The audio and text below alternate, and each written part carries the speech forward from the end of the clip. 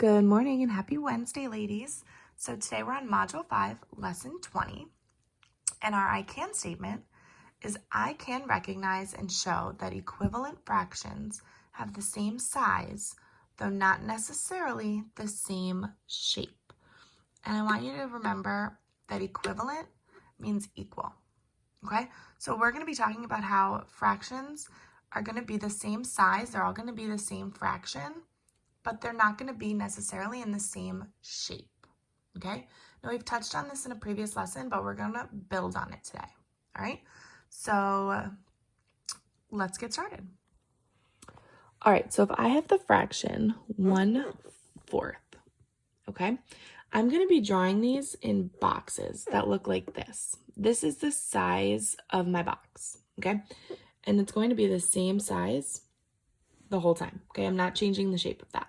It's going to stay a square, and it's going to be 1/4. So I can draw 1/4 like this.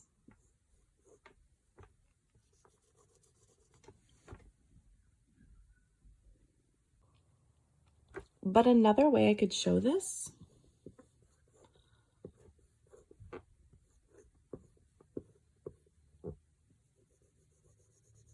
is like that. This also shows 1/4, but it's a different shape than this. And I don't mean shape like, shapes. I mean, this is a long rectangle, and this is like a square, okay? So they're both 1/4, but this one is in a long rectangle, and this is in a square, okay? So they are equal fractions they're the same size. They're all 1/4, but they are not the same shape, okay? So let's try another. So what I'm going to do here is I'm going to first label my fraction with what's shaded and what's unshaded. Well, what's shaded and then what the whole is. And then I'm going to draw two different representations for this fractional amount. Okay, so I'm noticing that this is 1, 2, 3 out of 1, 2, 3, 4, 5, 6, 7. So my whole is 7 and my amount shaded is 3. So my fractional unit, or my fractional amount, for this is 3/7. So now I need to draw two ways that I can show 3/7. And again, I am not switching the size of my blocks. I'm not switching these into circles. I'm not switching them into triangles. I'm keeping them in this shape, but changing the shape, if that makes sense. I know that's tricky, and I know that that's confusing, but all right, so let's give it a go. So the first way I could show 3/7 is just the standard way.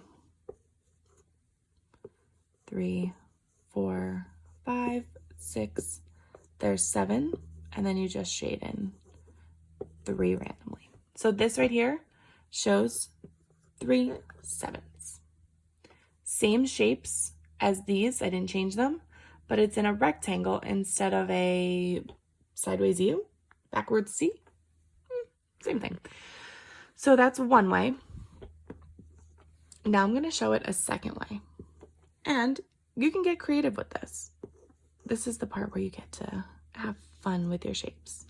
So I have 4, 5, 6, 7, 1, 2, 3. So I have 1, 2, 3 out of 1, 2, 3, 4, 5, 6, 7. So these are 3 different ways to show 3/7. Okay? Again, same size, they're all 3/7, but the shape is different, but the shapes are not. Okay? So I have one quick question before I let you try one on your own. Okay? And then obviously you'll head on over to Stern.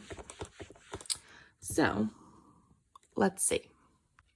So I want you to look at these two shapes right here. Both of these shapes show 4/5. I want you to go ahead and think, are they equivalent?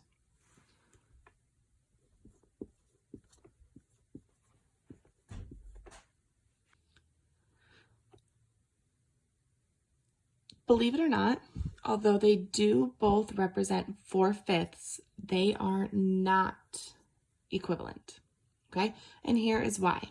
Sure, this shows 1, 2, 3, 4/5, and this shows 1, 2, 3, 4/5. But this is in the shape of an L. We have nice small squares here. Not the fact that it's in the shape of an L. We have nice small square, rectangular, almost square pieces. And over here we have long rectangular pieces. They are completely different shapes, okay? They are completely different sizes. They both show 4/5, but they are not equivalent. They are not equal shapes, okay? So here's the one I want you to try on your own. So you're gonna pause the video and try it, and then obviously you're gonna come back and check it with mine. And then obviously you're gonna head on to Zern. So I want you to show 2 different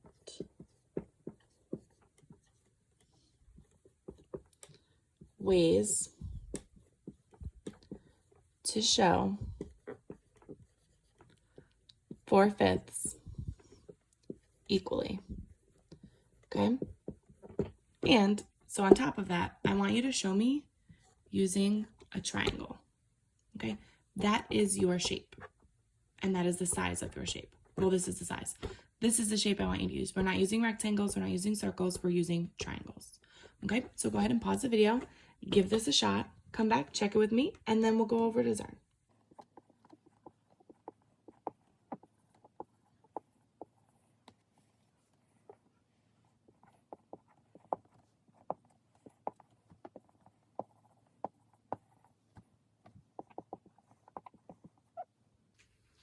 All right, girls, so go ahead and head over to Zern. You're on Module 5, Lesson 20. And obviously, I'm getting pretty boring with my final Zern board. So if any of you guys would like to decorate one and send it to me, I can use it. Don't include this. I'll put this on it myself. But if anyone wants to do some fun design for Zern, go ahead and send it to me and I'll start using them. All right, have a good Wednesday, ladies.